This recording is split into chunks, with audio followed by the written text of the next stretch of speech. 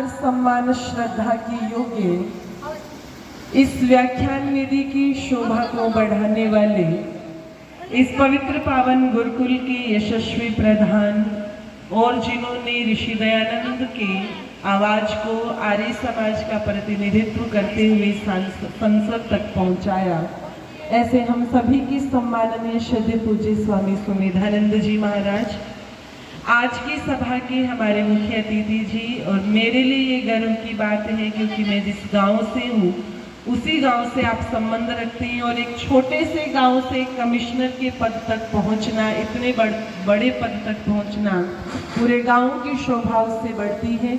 यहाँ पर उपस्थित आदरणीय श्रद्धेय R.K. वर्मा जी, इस व्याख्यान वेदी की शोभा को बढ़ाने वाले, इस गुरुकुल के प्राण, इस गुरुकुल के आधार, जिन्होंने अपने जीवन का एक एक मिनट इस गुरुकुल को देकर के इस बुलंदी तक पहुंचाया है, श्रद्धेय पूज्य स्वामी रामस्वरूप शास्त्री जी, बहुत ही आदर सम्मान श्रद्धा की योग्य, एक योग्य पिता के योग्य पुत्र, श्रद्धेय पूज्य दादाजी रामजी लाल आर्य जी, जिन्होंने इस गुरुकुल की जड़ों को सींचा है, अपने पिता का प्रतिनिधित्व करते हुए वो इस गुरुकुल में अपना समय दे रहे हैं।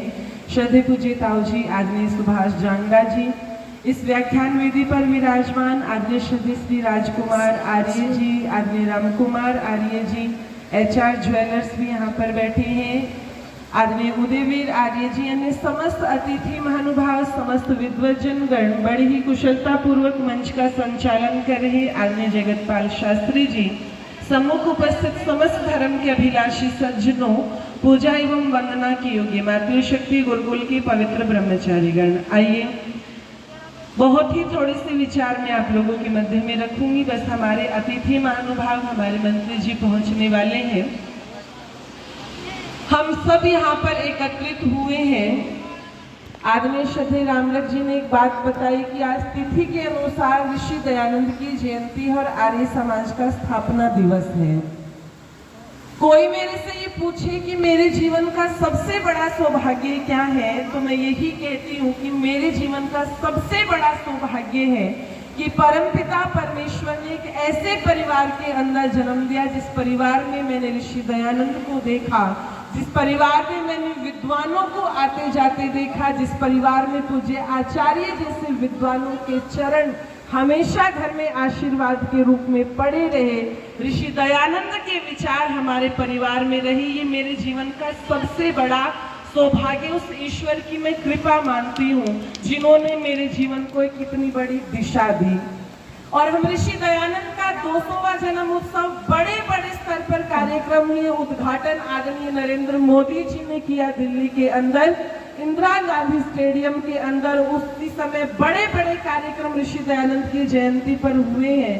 हम भी यहाँ से ये संकल्प ले ऋषि दयानंद की 200वीं जन्म जयंती पर कि जो कार्य ऋषि दयानंद ने किए, हम ऋषि दयानंद के कार्यों का अनुसरण करते हुए, ऋषि दयानंद ने नारा दिया था दुनिया के लोगों बैक टू वेदास, और एक लोगो उन्होंने दिया कि कृण्वन्तो विश्व आर्यम, की हम सारे संसार को आर्य बनाते हुए चले, सारे विश्व को आर्य बनाते हुए चले। सारा संसार आर्य तब बनेगा, पूरा विश्व आर्य तब बनेगा जब हम कृण्वन्तो स्वयं आर्यम बनाते हुए अपने आप को चलेंगे।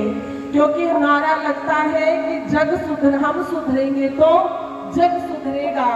इसीलिए आचार्य चाणक्य एक बात कहते हैं अपनी चाणक्य नीति में, देखो परिवार में एक व्यक्ति का नुकसान होता हो और पूरे परिवार का भला होता हो तो उस व्यक्ति को अपना नुकसान कर लेना चाहिए। उससे आगे बढ़कर के कहा कि एक पूरे परिवार का नुकसान होता हो और पूरे गांव का भला होता हो तो उस एक परिवार को अपना नुकसान कर लेना चाहिए। यदि पूरे गांव का नुकसान होता हो, जिले का भला होता हो तो उस गांव को अपना नुकसान कर लेना चाहिए। एक जिले का नुकसान होता हो और देश का भला होता हो तो उस जिले को अपना नुकसान कर लेना चाहिए। और यदि देश का नुकसान होता हो और राष्ट्र का भला होता हो तो उस देश को भी अपना नुकसान कर लेना चाहिए। आचार्य चाणक्य स्वार्थ से परमार्थ की तरफ बढ़ा रहे हैं। ऋषि दयानंद लिखते हैं सत्य व्यास प्रकाश की भूमिका में कि प्रत्येक मनुष्य का आत्मा सत्य असत्य का जानने हारा है, लेकिन अपनी स्वार्थ सिद्धि के प्रयोजन से हठ, दुराग्रह, अविद्या आदि दोषों के कारण व्यक्ति सत्य को एक तरफ छोड़ देता है और असत्य की तरफ झुकता चला जाता है। मैं निवेदन कर दूं, देश, समाज, राष्ट्र ऐसे नहीं बनता, अपने स्वार्थ को छोड़ना पड़ता है। अच्छा व्यक्तित्व हो और जो चाहे वो कहाँ का भी हो, किसी भी जाति का हो, लेकिन संकीर्णता इतनी आ गई कि जातिवाद इतना जहर घोल करके बैठा है कि एक चुनाव आता है और एक गांव के 10 टुकड़े करके चला जाता है, सारा भाईचारा खत्म करके चला जाता है। ऐसे देश राष्ट्र नहीं बनता। ऋषि दयानंद जी ने आकर के वही स्वार्थ को छोड़ करके परमार्थ का रास्ता हमें दिखाया था। तो आर्यो निवेदन कर दूं बस कुछ पंक्तियां।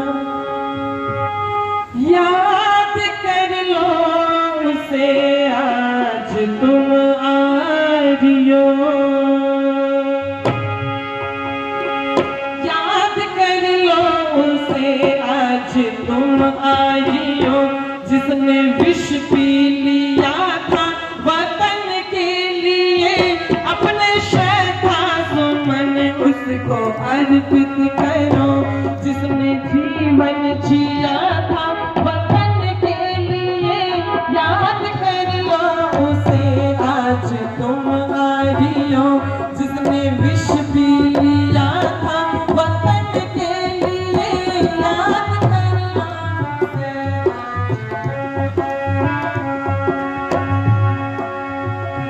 मान अपमान का नाज से ध्यान था, निंदा स्तुति की भी ना परवाह करी, मान अपमान का नाज से ध्यान था, निंदा स्तुति की भी ना परवाह करी, सद्विरोधी की तेगों पे चलते हुए, सद्विरोधी की तेगों पे चलते हुए, जिसने जीवन जिया था वतन के लिए, याद कर लो उसे आज तुम आर्यो, जिसने विष पी लिया था वतन के लिए, याद कर लो उसे आज तुम आर्यो, जिसने विष पी लिया था।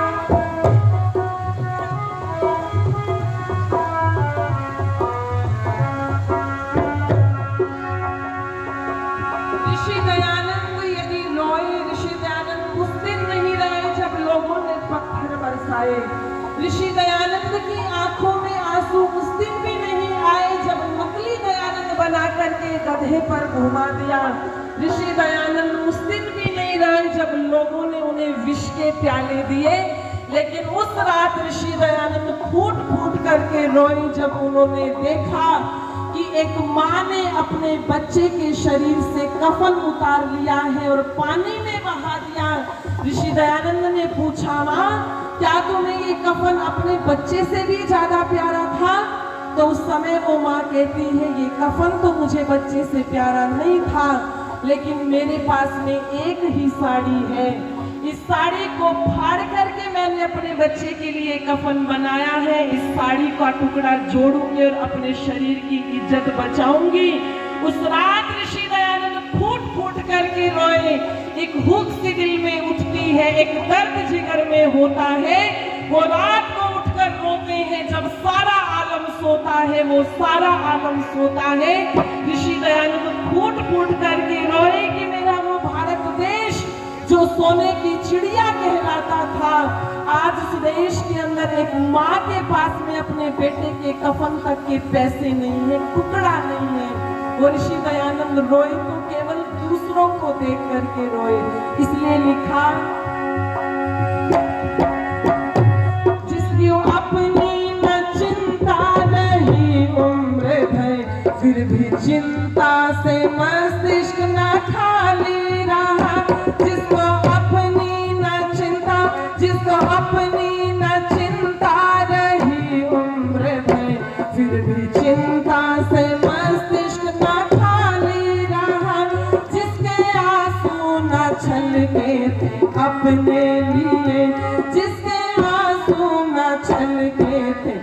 अपने लिए उसका रोया हिया था वतन के लिए।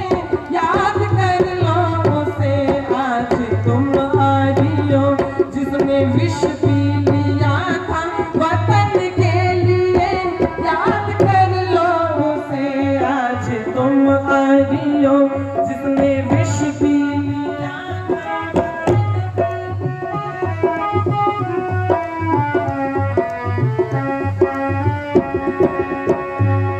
हमें तो कोई यदि मंच से हमारा नाम ना ले तो हमें दुख हो जाता है, और ये तक कह देते हैं हम नहीं आएंगे गुरुकुल में, हम ये तक कह देते हैं हम नहीं आएंगे आर्य समाज में। लेकिन ऋषि दयानंद के जीवन को देखना, ऋषि दयानंद ने कभी नहीं कहा कि मुझे क्या पड़ी है, लोग मुझे पत्थर मार रहे हैं, जहर पिला रहे हैं। ऋषि दयानंद ने तो कभी नहीं कहा कि मैं भी समाज का कार्य नहीं करूंगा।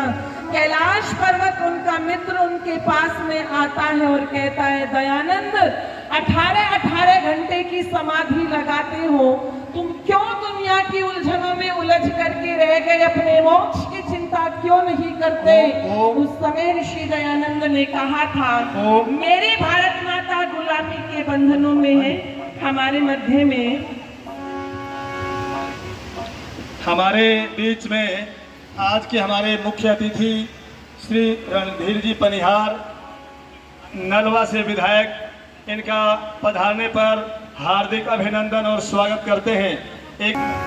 आइए, मैं निवेदन कर रही थी, इतनी विपरीत परिस्थितियों में भी ऋषि दयानंद के मन में कोई बदले की भावना नहीं थी। इसलिए लिखा कवि ने तीसरी पंक्ति में, ईंट पत्थरों के भी वार जिसने सहे, फिर भी बदले की मन में न थी भावना। ईंट पत्थरों के भी वार जिसने सहे, फिर भी बदले की मन में न थी भावना। सत्य से असत का न जिसने कभी, सत्य से असत का न जिसने कभी ना सौदा किया था वतन के लिए। याद कर लो उसे आज तुम आ रही हो, जिसने विष पी लिया था वतन के लिए। याद कर लो